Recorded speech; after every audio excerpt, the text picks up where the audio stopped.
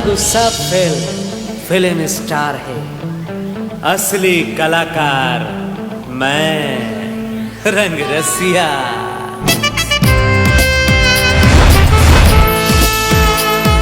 भारतीय छत्तीसगढ़िया हो मैं, भोला रंगीला बढ़िया हो मैं। भारतीय छत्तीसगढ़िया हो मैं, भोला रंगीला बढ़िया हो मैं। साला सेठ हो भोकवाला, सबो राजपाट सौंप दीस। मल्ली पे पोते बहारे निमारे रपोटे सपोटे सबके काम आता हूँ। एक पप्पी देना। अच्छा बीए वाली बीबी हमारे हो, मैं गंवार हो रे भैया।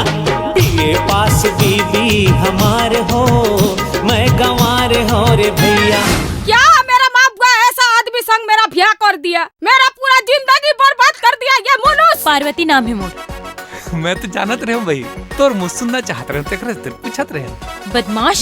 बंधे रहे डोरी प्रीत के, टूटे झन साज सुर संगीत के।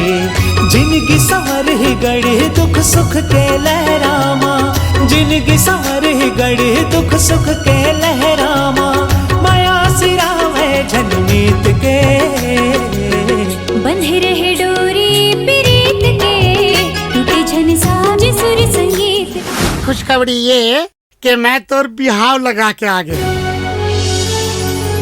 भोला हाँ पार्वती ला पसंद करते, और सुने हाँ पार्वती है भोला ला पसंद करते। चेन मोह नहीं हो सके, वो काकरो नहीं हो सके। रंग रसिया 7 जुलाई से आपके नजदीकी सिनेमा घरों में।